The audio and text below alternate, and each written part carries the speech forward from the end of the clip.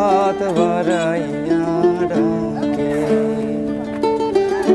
হাত ইশারায় ডাকে কিন্তু মুখে বলে না।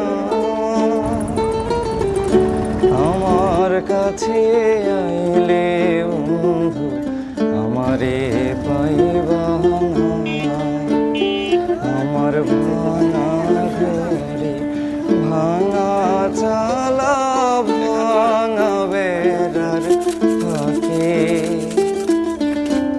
অবাক জ্যোৎস্না ঢুকে